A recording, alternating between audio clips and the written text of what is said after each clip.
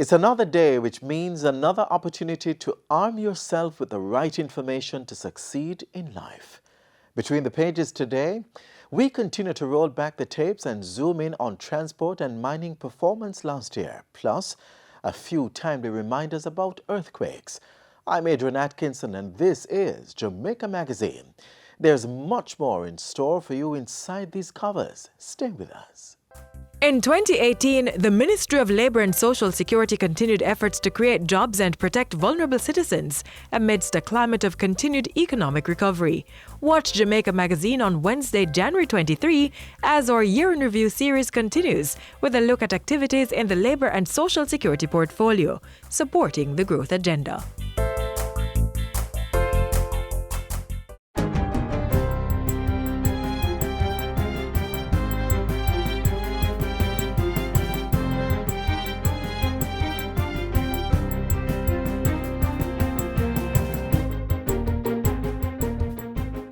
Good day, I'm Lorraine Mendez, and this is your JIS News for Tuesday, January 22. Cabinet, led by Prime Minister Andrew Holness, is in the process of planning the national budget for the 2019-2020 fiscal year, which begins April 1. The deliberations, which began on Monday and end tomorrow, will seek to finalize economic priorities for that period. The meetings follow a three-day cabinet retreat held last week to review the country's performance in 2018 and discuss numerous issues of national interest. At the retreat, ministers made presentations on the operations of their ministries and matters that require immediate action. Representatives of the National Water Commission, National Works Agency, HOPE, and other critical agencies also made presentations to the executive.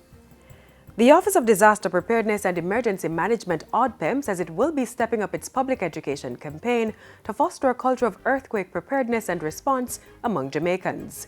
In 2018, Jamaica had 14 felt earthquakes, ranging from 2.5 to 5.2 magnitude, as reported by the Earthquake Unit.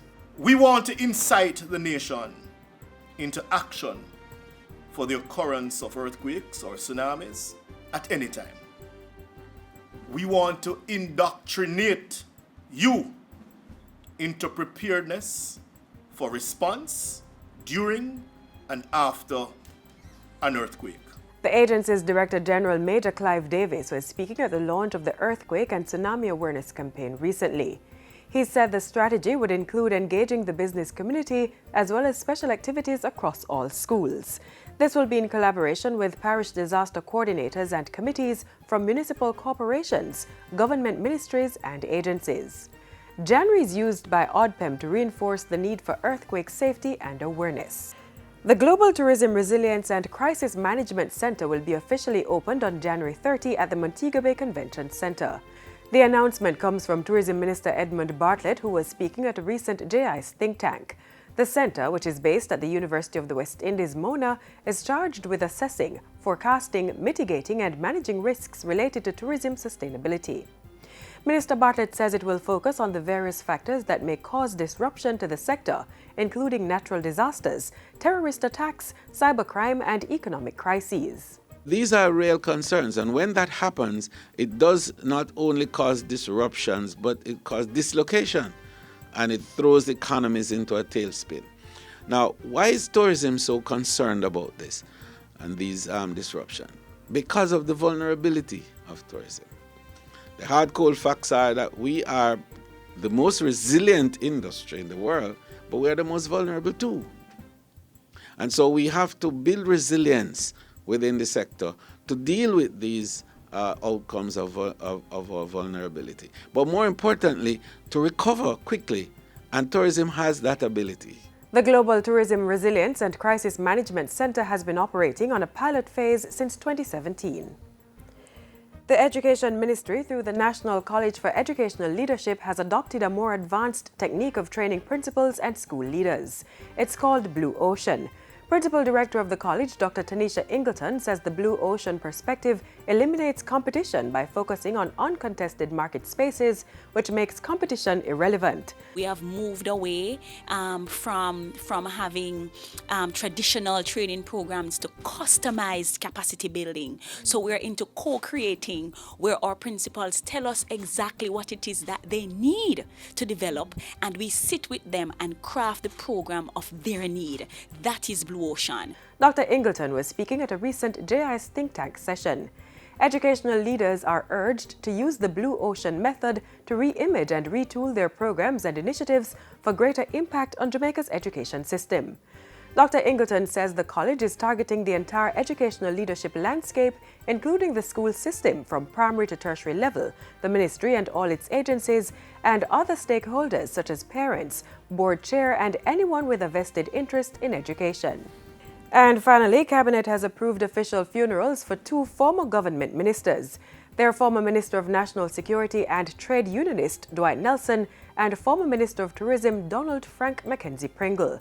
Ambassador Pringle died at the age of 88 on December 10. His official funeral will be held on January 26 at the Half Moon Hotel Conference Center in Rose Hall, Montego Bay at 2 p.m. Meanwhile, the official funeral for Dwight Nelson will be held on January 31 at the Holy Trinity Cathedral in Kingston at 10 a.m. Interment will follow at the Dovecote Memorial Park. Mr. Nelson died at the age of 72 on December 24 after a period of illness. A condolence book will be opened for both Mr. Pringle and Mr. Nelson at the Houses of Parliament from January 23 to 25 and January 28 to 30 between 10 a.m. and 4 p.m. And that's it for JIS News today. I'm Lorraine Mendez. Thanks for watching.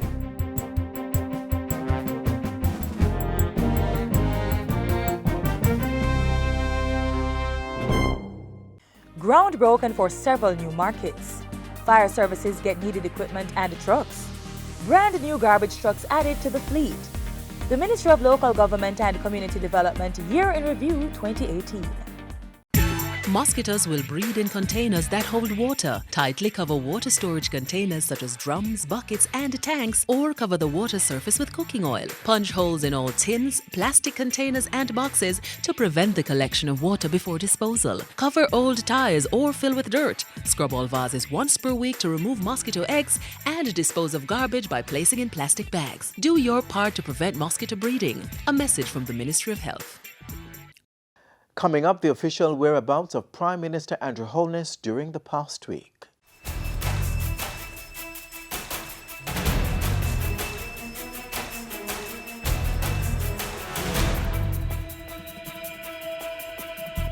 Cabinet holds 3-day retreat, announces repair of corporate area water main, and for Jamaica to grow, agriculture must grow. You're watching Jamaica House Weekly. I'm Anthony Morgan. Ahead of the close of the parliamentary year, Prime Minister Andrew Holness led his cabinet into a 3-day retreat to, among other things, finalize priorities for the upcoming 2019-2020 fiscal year. The intense consultations and planning sessions began last Thursday, with members reviewing the island's 2018 performance and having intense discussions about numerous issues of national interest. The ministers made presentations on their operations of their ministries and matters that require immediate action. Representatives of the National Water Commission, National Works Agency, HOPE, and other critical agencies also made presentations to the executive. Ahead of the cabinet retreat, the Prime Minister was in the Breadbasket Parish for the launch of the £35.5 million Essex Valley Agriculture Development Project. Over 700 farmers in St. Elizabeth and Manchester are to benefit from the project, which is scheduled for completion in August 2022. It involves the development of a climate-resilient all-farm irrigation system consisting of 6 wells and the restoration of approximately 30 kilometers of farm roads. What we want to do is to grow agriculture. And for us to grow agriculture, we have to invest in water. Mr. Holness added that he would be using low-cost funds available through the Caribbean Development Bank to increase access to water across the island. That will be used to support the national irrigation as well as rural water, to ensure that people right across Jamaica involved in agriculture and for domestic use have water, because water is critical for growth. Still on the economy, the Prime Minister is urging all sector players to work with government to surpass the 2.2% growth achieved in 2018. According to Mr. Holness, while the island has high marks on the macroeconomic level, the microeconomic performance needs to be improved. A large part of that requires a culture shift. And that is why we've put in place the Economic Growth Council. It is about bringing together all the players in the economy so that they have an understanding that their micro action, their small actions, their individual action has an impact on the economic growth outturn. Prime Minister Holness used Wednesday's launch of the Essex Valley project to announce that the 33-inch rear Coburg to Tulla Spring water transmission main was back in commission. The main was one of 2 conduits damaged along the Mandela Highway, causing water supply disruption to over 100,000 residents. Mr. Holness says the other main, an 18-inch long pipe which is 35 feet underground, will be replaced by March. Upon installation, he says the corporate area will be adequately and sustainably served. The water mains that we are putting in will be appropriately designed, they will be appropriately spec'd and properly installed, both to carry current capacity and future demands and to withstand catastrophes and eventualities that could impact the productivity and economy of the country. The Prime Minister also revealed plans to supply water to persons affected by the broken main. We are now completing our negotiations to purchase 700 gallons of water per day from a private source to supplement that which we would have lost by not having the 18-inch main operational. Back in Kingston Thursday, the Prime Minister read the first lesson at the 39th National Leadership Prayer Breakfast at the Jamaica Pegasus Hotel. This year's projects are the Peace Management Initiative and Violence Prevention Safe Schools Monitors Project. On Monday, Mr. Holness met with the Houses of Parliament Design Competition jury. The meeting was held ahead of the 5 finalists showcasing their designs. The Prime Minister also paid tribute to political historian and commentator Troy Kane, who died on January 10. He described Kane as an affable, humble man who was knowledgeable about Jamaica's political history. Prime Minister Holness expressed condolences to Mr. Kane's widow, Denise, and his daughters. And that's it for Jamaica House Weekly. Be sure to join us next time for more news stories coming out of the office of the Prime Minister.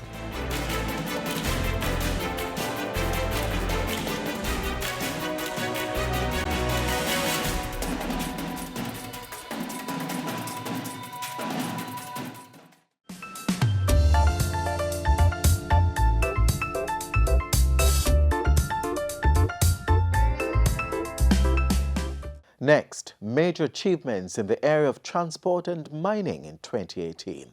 Let's revisit.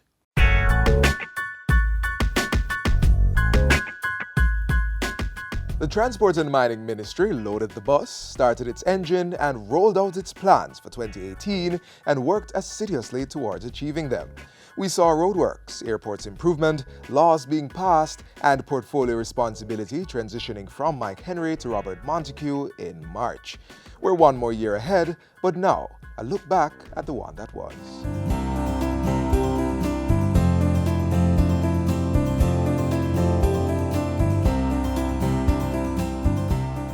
As we break ground on this $65 million expansion project. A new air traffic control tower is rising up at the Ian Fleming International Airport. $40 million later, Sangster's new tower is already controlling air traffic and an upgraded ramp.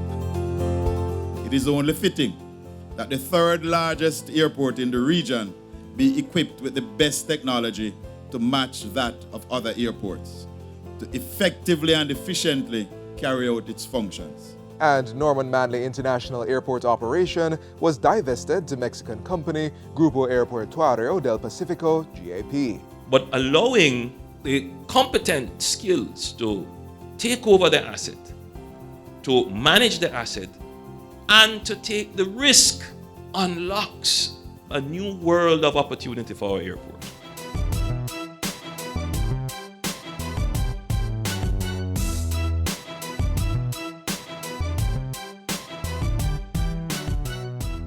The country witnessed the most road developments that it has ever had within a single year under the Major Infrastructure Development Program. Approximately $4.8 billion is being spent. So we're not only reconstructing the roadway, we're also doing significant drainage improvement, sewer improvement, and water pipe improvement, which involves heavy excavation.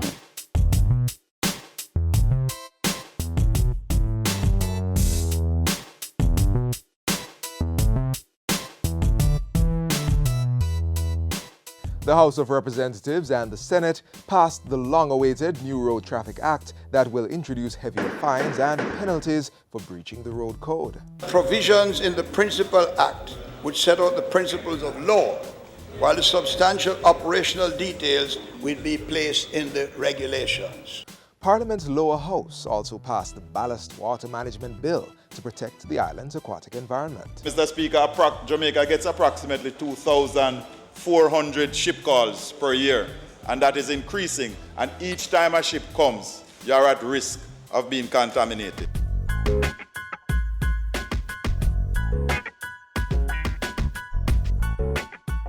Drivers and passengers welcomed P-STEP, the Public Safety and Traffic Enforcement Branch, a new police unit with an improved and centralized way of monitoring the road environment. Staff buses were given to the Transport Authority in the Kingston and Montego Bay region, and an upgraded transport center opened. Clarkstown Transportation Center will serve as a hub that will connect people to Falmouth, Brownstown, Albertown, Duncans, among other major towns. And the first phase of the US $2.5 billion Vernon Field Development Project in Clarendon, dubbed Aerotropolis Jamaica, rolled out.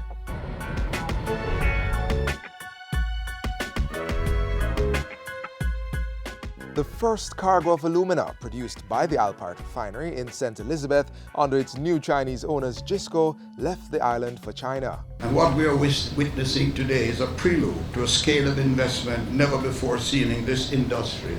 And 60 Jamaicans got the opportunity to be trained in technical operations facilitated by GISCO. Because it also says to us that it is the intention of GISCO to ensure that Jamaicans can participate in a comprehensive way in the industry. That it is not the intention to bring technical resources and expertise from China alone, but to develop it right here in Jamaica so that we can run the business of bauxite. Government signed the Innovation Agreement, or Bauxite Mining Lease, with New Day Aluminum Jamaica. This allows for a profit-sharing scheme where both partners will benefit from any financial recovery of the mining and refining operations. We believe that this new arrangement will earn the country more in US dollars compared to the traditional levy system. Under the agreement, the government will earn 17.33% earnings before interest, taxes, depreciation, or amortization. In that year, too, the House of Representatives approved the withdrawal of $223 million from the Capital Development Fund to provide budgetary support to the Jamaica Bauxite Institute for the rest of the 2018-2019 financial year. Government implemented protections for Jamaica ahead of U.S. sanctions imposed on Russian aluminum company UC Rusal, which operates the West Indies Alumina Company, Windalco.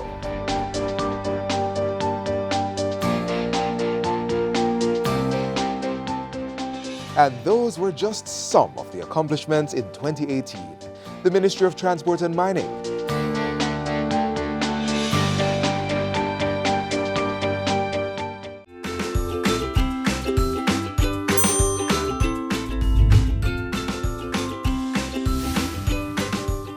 The Gender Affairs Ministry is on a drive to improve domestic relationships so that no man or woman will be ill-treated by their spouse. In taking this charge, the ministry has partnered with several local and global entities to elevate the minds of adults and reinforce the message that there is no excuse for abuse. Watch this to see how the government intends to eliminate gender-based violence.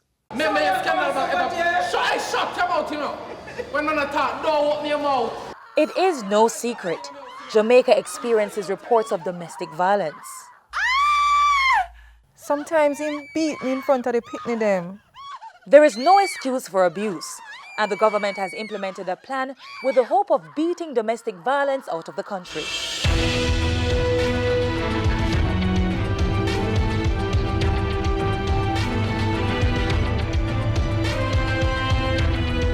The data on gender-based violence says much. In Jamaica, 1 in every 4 women is abused. Globally, 1 in every 3 women is a victim. Coupled with that, domestic violence has no regard for age or status. Men are also victims, so too girls as young as age 15, who are being physically, sexually, and emotionally abused in intimate partner relationships. With year-on occurrences of all forms of gender-based violence, the government has been courting several plans to eliminate the act. Finally, a perfect relationship has been formed and has given birth to a 10-year plan for ending this cowardly act. The National Strategic Action Plan to Eliminate Gender-Based Violence in Jamaica, NSAP-GBV for short. The period is 2017 to 2027, 2017 to 2027. And that plan is predicated on the due diligence framework, which allows us to have 5 strategic priority areas. The first one is prevention. How do we engage key stakeholders so that they become a part of the solution and not a part of the problem?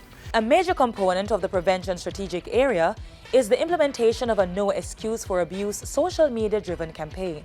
We are very fortunate to have been blessed with a 3-year MOU through our partner, UN Women, that will allow us to do a 6-month campaign. We think that this campaign should make a huge difference, and we plan to have it rolled out in a very robust manner across communities and engaging different players at different times. The second strategic priority area is protection. That looks at how do we ensure that once the person becomes a victim, there is the adequate provision for shelter, there is provision for psychosocial support and rehabilitation. How do we look at the perpetrator as well? The third priority strategic area covers the investigation, prosecution, and enforcement of court orders. So once a person has been a victim, becomes a victim, what sort of mechanisms are in place to ensure that the victim gets redress and gets compensation if that is what is required? And if there is a protection order that is required, how do we ensure that the protection order is taken out and that it is enforced? And if there is an issue with compliance, which happens in some cases, where the perpetrator decides to violate the protection order, how do we ensure that it is enforced? And how do we ensure that the victim has protection? The fourth strategic priority area looks at compensation, reparation, and redress. How do we ensure that victims and survivors have adequate compensation for redress for wrongs that have been done? And how do we compensate? What forms of redress are appropriate? What is affordable given our limited fiscal space?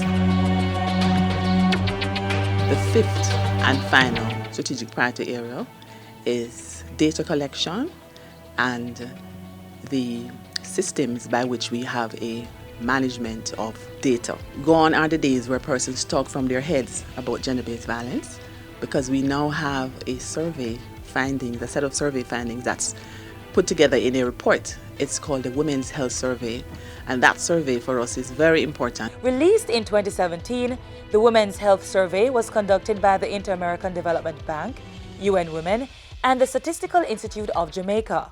It provides facts, not anecdotal information about the violence some persons face. Eliminating gender-based violence will not be a band-aid fix. With the help of local and international partners, government has crafted a research-driven program to involve major stakeholders. The goal is simple yet revolutionary: to bring an end once and for all to this scourge that has crippled families and impacted our country psychologically and financially.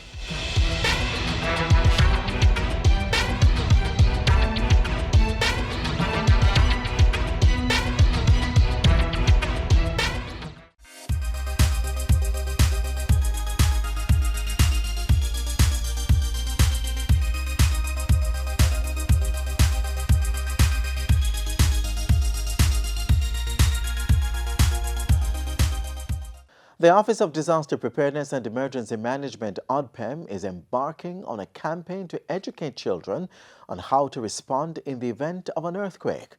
Let's hear OPM's plan for an earthquake-ready nation.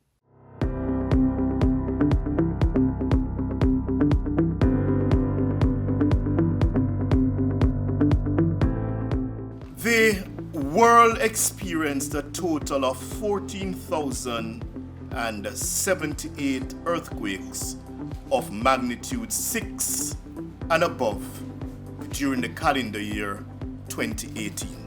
Last year we had some major shocks, 17 in fact major earthquakes. Indonesia, where we lost some 2,500 persons, Papua New Guinea, Japan, Haiti, Taiwan, Mexico. A total of 3,155 persons died as a result of earthquake and or tsunami. In the Caribbean, we can say we had our fair share of seismic activities. We had some 40 earthquakes of magnitude 5 and above. We had a minor volcanic activity in Grenada, and the region experienced 3 tsunami alerts. In Jamaica, it appeared as if Sundays were a featured day for earthquakes. With respect to the monitoring of earthquakes, we were able to record a total of 286 events for the year 2018. Of these, the island experienced 116 local earthquakes, of which 13 were reported as felt. As there is truly no earthquake-free zone on the island, the epicenters of these felt events were distributed across the parishes of St. Andrew, which had 3, Portland, 2, St. Thomas, 1, St. Catherine, 1, Trelawney, 1, St. Elizabeth, 2, St. James, 2, and the last one was offshore Negril. For 2019, the earthquake unit will continue to monitor for earthquakes as well as to complete station improvements in order to serve the nation better. This year we're going to be paying special attention to the next generation, the children.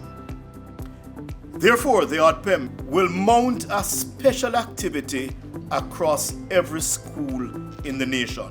We're going to be conducting the largest earthquake drill ever held in Jamaica. I cannot say more at this time. It is going to happen. It will not be announced.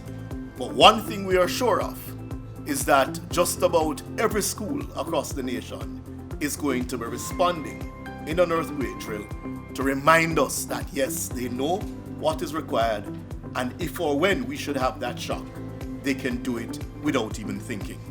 Despite achievements in seismology, it is still not possible in the true sense to predict the occurrence of an earthquake. We want to incite the nation into action for the occurrence of earthquakes or tsunamis at any time.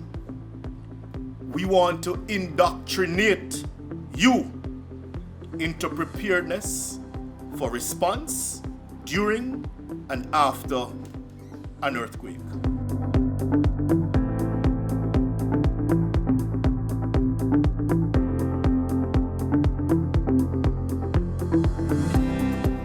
As we close the show for another day, we thank you for staying with us.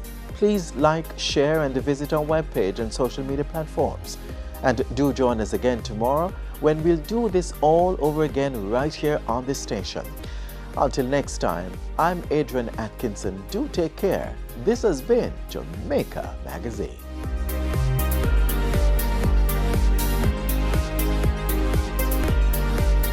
This has been a production of the Jamaica Information Service, the voice of Jamaica.